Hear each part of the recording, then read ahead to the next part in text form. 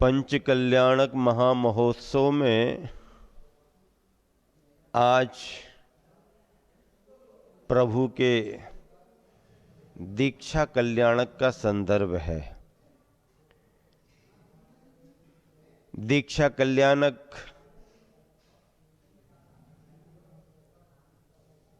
एक परिदृश्य को घटित करता है। प्रारंभ के गर्भ और जन्म कल्याणक में राग रंग का वातावरण रहता है।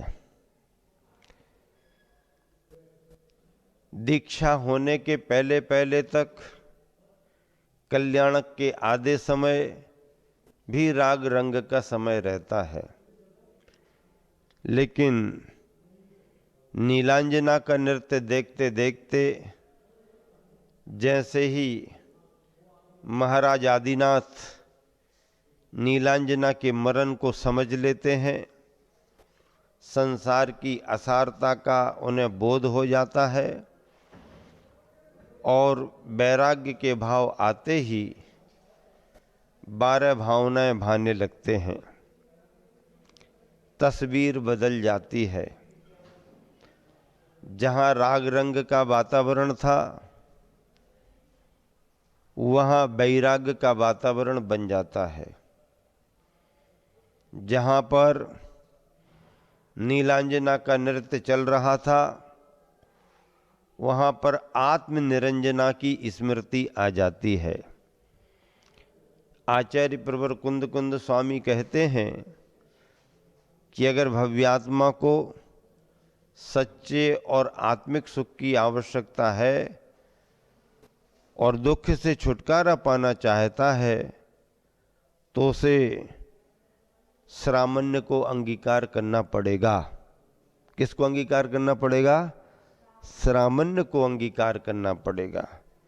पडिभज्जतु सामन्नम, आचार्य कुंद कुंद स्वामी ने लिखा और कहा, यदि इच्छति दुख परिमोक्षम, अगर आप दुखों से छुटकारा चाहते हो तो श्रामण्य को अर्थात साधना के मार्ग को स्वीकार करो। देखो, 2 तरह के मार्ग हैं, एक साधनों का मार्ग है और एक साधना का मार्ग है। साधनों के मार्ग में सारी दुनिया लगी हुई है, सुविधाएं आवश्यक हैं, भौतिकता की चकाचौंध है, असंयम का वातावरण है, खान पान में, रहन सहन में, सुख सुविधाओं में, मौज मस्ती में समय निकाल रहे हैं। ये तो संसार की स्थिति है। लेकिन संसार की स्थिति से बचकर के अगर कोई अपने आत्म केंद्रित लक्ष्य की ओर आगे बढ़ता है, तो संसार का त्याग करके उसे संन्यास को अंगीकार करना पड़ता है। संन्यास साधना का प्रतीक है और संसार गृहस्थों का जीवन साधनों का प्रतीक है। गृहस्थ सुविधा प्रेमी होता है, साधनों के अधीन होता है। आध्यात्मिक साधक सुविधा प्रेमी नहीं होता, वह श्रम करना चाहता है, अपनी आत्मा को शुद्ध बनाना चाहता है, इसलिए वह साधना के मार्ग को अपनाना चाहता है। अब देखो भैया, एक बात बताओ,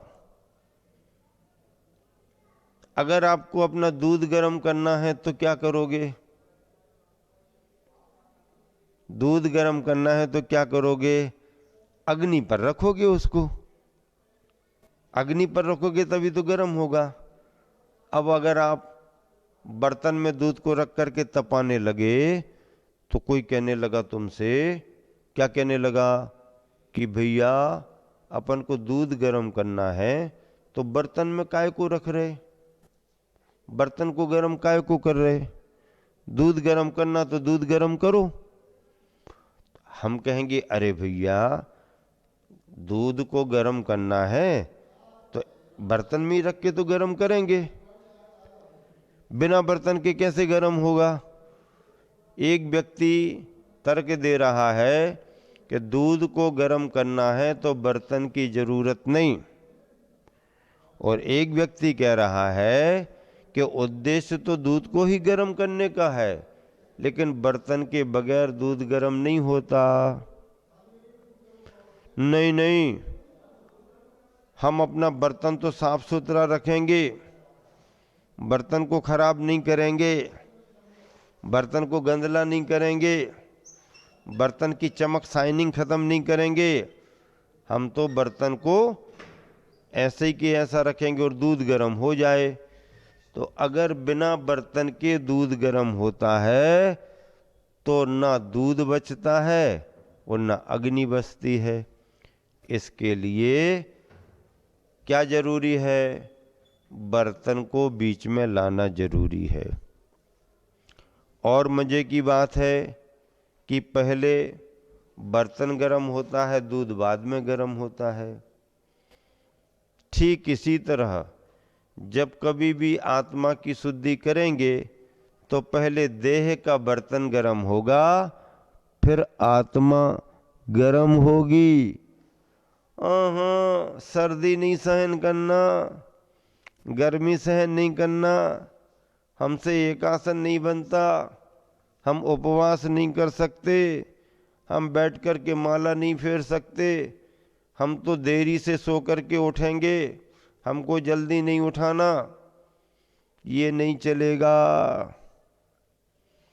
साधना का मार्ग कठोरता का मार्ग है।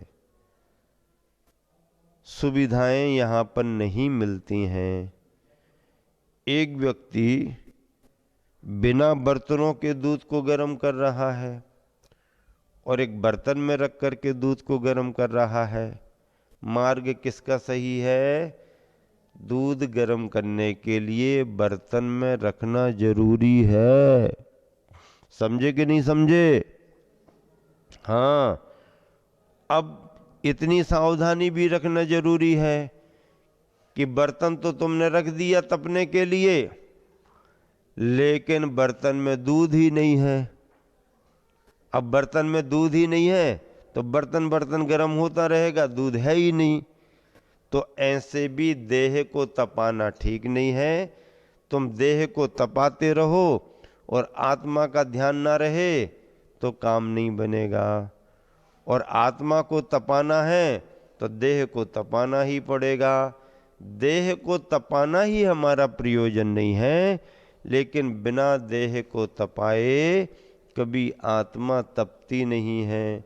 और आत्मा तपेगी नहीं तो कर्मों का क्षय नहीं होगा, शुद्धता की प्राप्ति नहीं होगी। जैसे सोने को तपा तपा करके उसके अंदर की किट्टी माँ काली माँ निकाली जाती है और सोने को चमकाया जाता है, ठीक ऐसे ही शरीर को तपा तपा करके उसकी किट्टी माँ काली माँ निकाल दी जाती है और आत्मा को शुद्ध कर लिया जाता है। तो आज का जो संदर्भ है पंच कल्याणकों में, यह दीक्षा का संदर्भ है। अभी आप सबने देखा कैसे वैराग्य का वातावरण बना, और जब वैराग्य का वातावरण बन गया और प्रभु वन गमन की ओर आगे बढ़ गए तो उनके माता पिता क्या करने लगे? रोने लगे। क्या करने लगे? नहीं जाओ, नहीं जाओ, छोड़ के नहीं जाओ, यहीं रहो, क्या कमी है हमें बताओ, हम तुम्हारी व्यवस्था करेंगे। कुछ नहीं, नाभिराय मरुदेवी निवेदन करते रहे और महाराज आदिनाथ निकल गए। ऐसे ही तो महावीर भगवान के समय भी हुआ था। क्या हुआ था महावीर भगवान के समय? महाराजा सिद्धार्थ और महारानी त्रिशला निवेदन करते रहे, वन को जाना नहीं, हमको छोड़ के जाना नहीं, क्या कमी है हमें बतलाना, आदि आदि करते रहे। लेकिन युवराज महावीर सब कुछ छोड़ करके निकल गए। ये दीक्षा का कल्याणक माना जाता है। और जैसे ही प्रभु वनगमन को तैयार होते हैं तो फिर इंद्रादि देवगण आ जाते हैं। पालकी हम उठाएंगे, पालकी हम उठाएंगे, पालकी हम उठाएंगे। इंद्रादिगण कहते हम उठाएंगे और धरती पर रहने वाले राजागण कहते हम उठाएंगे। जब समाधान नहीं मिलता है तो आदिनाथ प्रभु के संदर्भ में महाराजा नाभि राय के दरबार में जाकर के बात की जाती है, उनसे पूछा जाता है, समाधान लिया जाता है। तब वह कहते हैं आज संयम का दिवस है। प्रभु के साथ में जो संयम धारण करने वाले हों वो पहले पालकी उठाएंगे और जो संयम धारण नहीं कर सकते हैं वो बाद में पालकी उठाएंगे। तब इंद्र को पीछे होना पड़ा। इंद्र को बहुत बुरा लगा। इंद्र कहने लगा क्या करें, अरे मनुष्यों आप बड़े भाग्यशाली हो जो वैराग्य के समय प्रभु की पालकी उठाने का सौभाग्य प्राप्त कर रहे हो। आप हमारे लिए, सौधर्मिंद्र हाथ जोड़ करके क्या निवेदन कर रहा कि आपसे निवेदन है कि थोड़ी देर को हमारे लिए मनुष्य पर्याय दे दो, हमारे स्वर्ग का सारा साम्राज्य ले लो। लेकिन ऐसे पर्याय किसी को दी नहीं जाती है और सौधर्मेंद्र को पीछे होना पड़ा। फिर क्या हुआ, जो राजागण प्रभु के साथ दीक्षा लेने के लिए तत्पर होते हैं उन्होंने प्रथम पालकी को उठाया, फिर विद्याधरों ने पालकी को उठाया, फिर सौधर्मेंद्र के साथ इंद्रादि देवगणों ने पालकी को उठाया और वन में विहार हुआ। ये प्रभु के दीक्षा कल्याणक के संदर्भ हैं। आप सबने देखा दीक्षा के पहले कितने राजा महाराजा भेंट लेकर के आए। भरत बाहुबली को आदिनाथ ने राज्य सौंपा। भरत बाहुबली में युद्ध भी हो गया, लड़ाई हो गई, झगड़ा हो गया कि नहीं हो गया। जैसे आप लोग आपस में लड़ जाते हो ना थोड़ी देर के लिए और बाद में एक हो जाते हो, तो ऐसे ही भरत बाहुबली में भी युद्ध हो गया, झगड़ा हो गया, बंटवारा हो गया, बाहुबली दीक्षित हो गए, भरत को पश्चाताप हुआ। ये सब दृश्य आप देखते रहते हो। तो दीक्षा का कल्याणक हम सभी को यह प्रेरणा देता है कि संसार और सन्यास में क्या अंतर है। जगत और जीवन के रहस्यों को उद्घाटित करने के लिए दीक्षा ली जाती है। दीक्षा का मतलब है संकल्पित होना। और देखो भैया, दीक्षा तो दीक्षा है, उसके साथ शिक्षा भी जरूरी है। बिना शिक्षा के दीक्षा में काम बनता नहीं। दीक्षा होना, फिर शिक्षा होना, फिर तुम्हारी क्या समीक्षा होगी और तुम्हारी फिर परीक्षा होगी। क्या समीक्षा भी होगी और तुम्हारी परीक्षा भी होगी। सभी पेपरों में पास होना है, अच्छे अच्छे नंबर लाना है। हाँ, ऐसा नहीं है दीक्षा ले ली और बस अब तो कुछ कोई परेशानी नहीं। संकल्प लेने के साथ ही परीक्षाएं शुरू होती हैं। इसलिए दीक्षा काल, शिक्षा काल और फिर गणपोषण काल, आत्म संस्कार काल आदि आदि मुनिचर्या में है। दीक्षा, शिक्षा, सभी लोग तुम्हारी समीक्षा करेंगे और सभी लोग तुम्हारी परीक्षा करेंगे। ये संदर्भ वैराग्य के वातावरण में घटित होते हैं। युग के आदि में आदिनाथ महाराज 83 लाख वर्ष पूर्व तक रहे आए। उसके बाद में फिर जैसे ही उन्हें वैराग हुआ तो वह परमार्थ को पाने के लिए आर्थिक साम्राज्य को छोड़ दिया, धन वैभव को छोड़ दिया, सब कुछ छोड़ करके आत्म परिणामों की समार करते हुए साधना के मार्ग पर आगे बढ़ गए। देखो, दीक्षा लेने में केसलुंच करते हैं, क्या करते हैं, क्या करते हैं, केसलुंच करते हैं। तुम तो केसलुंच देख नहीं पाते हो, अकेली फोटो खिंचवाते हो महाराज जी के साथ में। महाराज जी के साथ फोटो खिंचवा लो, काय में, केसलुंच में। हम महाराज जी के पास थे, ना तुम देख पाते हो ना तुम कर पाते हो। केसलुंच की साधना संपूर्ण सन्यास के बीच में, विभिन्न समुदायों में सन्यास में केसलुंच की अनिवार्यता जैन समुदाय में है। और ऐसे केसलुंच करके आवरण, आभूषण सब कुछ अलग हो जाते हैं। आवरण अलग हो गए, आभूषण अलग हो गए, केसलुंच कर लिया। तीर्थंकर भगवान तो पंचमुष्टि करते हैं, 5 बार में सारे केस निकल जाते हैं उनके सिर के। क्या समझे, पंचमुष्टि केसलुंच करते हैं, ऐसे करते हैं। कैसे करते हैं, 1 2 3 4 5 बार में सारे केस लुंच हो जाता है, केस लॉन्च हो जाता है। 100 धर्मेंद्र केसों को ले लेता है, पिटारे में रखता है, क्षीर सागर में छेपने को जाता है। मानुसोत्तर पर्वत के आगे पिटारा बढ़ नहीं पाता है। भगवान के शरीर के केस थे, बिखर जाते हैं।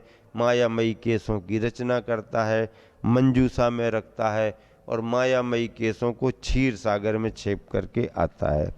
ये सब नियोग हैं और इन सभी को आप पंच कल्याणों के संदर्भ में बहुत अच्छे तरीके से देख रहे हो।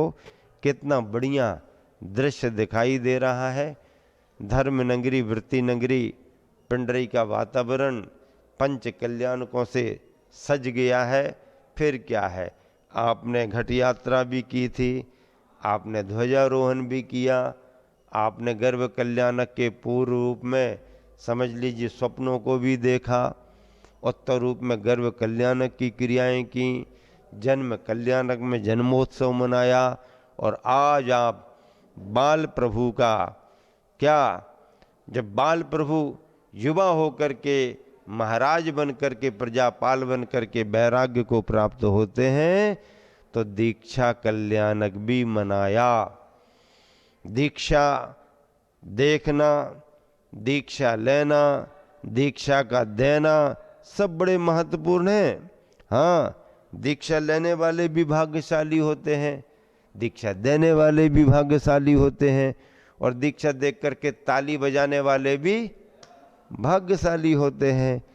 ऐसे दीक्षा के प्रसंग महत्वपूर्ण माने जाते हैं। और इस दीक्षा कल्याणक पर आप सभी ने उपस्थित होकर के बहुत अच्छे तरीके से लाभ लिया। ढेर सारे राजा महाराजा भेंट देने आते हैं, राजपाट चलता है और अंत में वैराग्य भावों को प्राप्त करके प्रभु संन्यास धारण करते हैं। संसार को छोड़ करके संन्यास के मार्ग पर आगे बढ़ना, आत्म साधना करना और साधना से सिद्धि को प्राप्त करना, यही दीक्षा कल्याणक का परम संदर्भ माना गया है।